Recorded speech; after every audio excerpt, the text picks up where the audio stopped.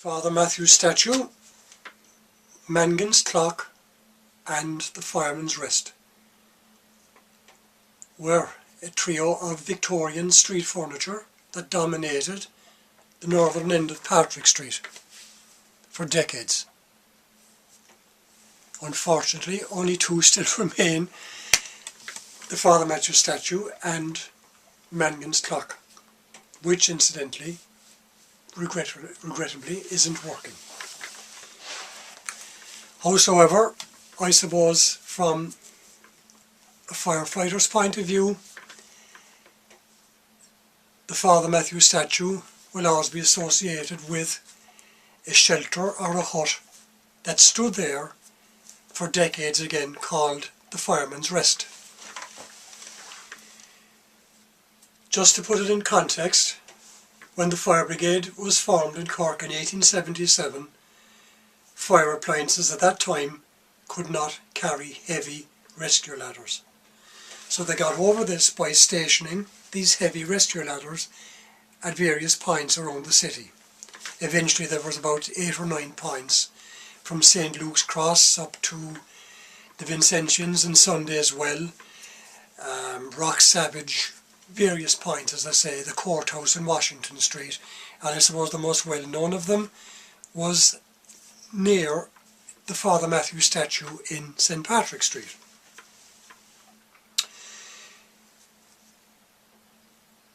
In order to give the fireman in charge of the rescue ladder a modicum of shelter, in 1892 the council had built a shelter which they called the Fireman's Rest. It was built by Walter McFarlane's of Glasgow for about £60.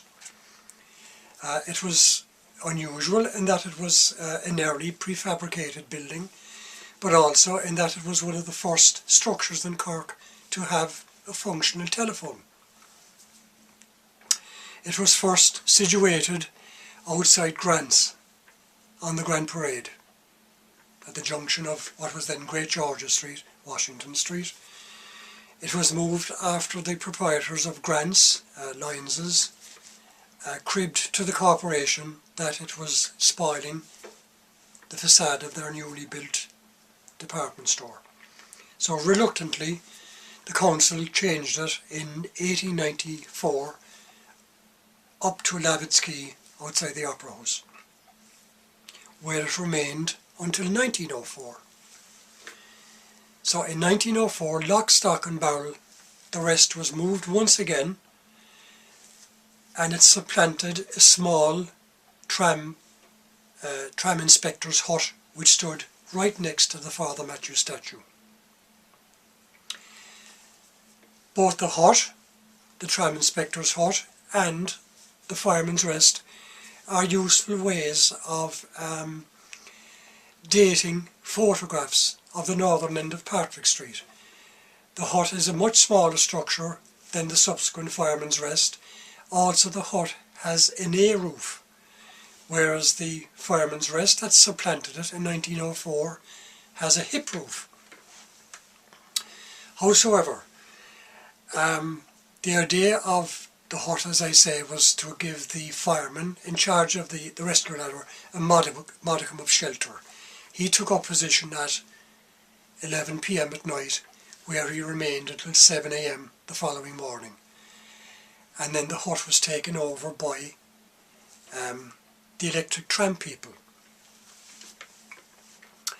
So from 1904, as I said, the hut was next to the Father Mathew statue, and it was used by the fire brigade until 1930, when they acquired the first fire engine capable of carrying the heavy rescue ladders, which incidentally were called wheeled escapes. So the first wheeled escape carrying appliance was purchased in 1930, and after that the firemen had no further use for the Fireman's Rest, and it was handed over to the tramway company initially. When the trams eventually ceased to function in 1931, it was then taken over by the bus people. And it remained in situ until 2002, when Beth Garley, and the powers that be decided that it was out of sync with the Victorian streetscape, and it was shifted around from post to pillar, and I understand it's currently in Fitzgerald's Park, and it will probably be used as a security hut or some such like. So there you go. Are you happy? I'm very happy. So what does the statue mean to you personally then, because with your connection with the fire service? Well, as I said, to, I suppose, an older generation of firemen, well, it was of course long gone, being used by the fire service even before my time, even before I was born.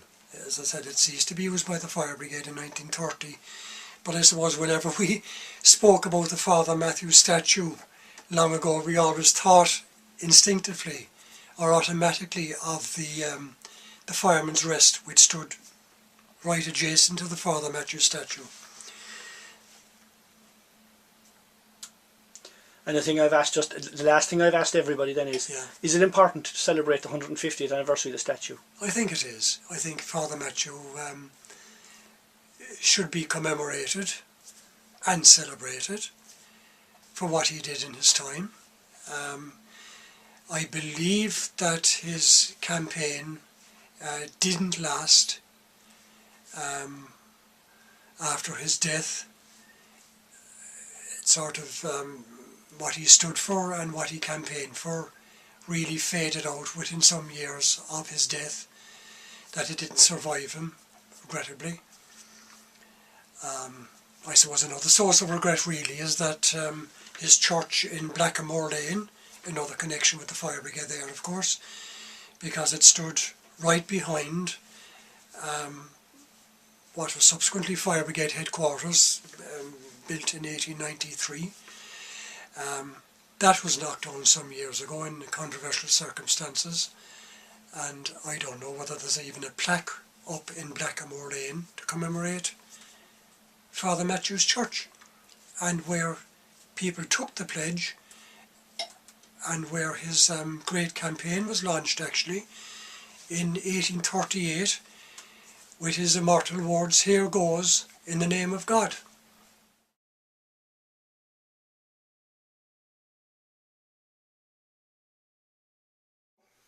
The statue.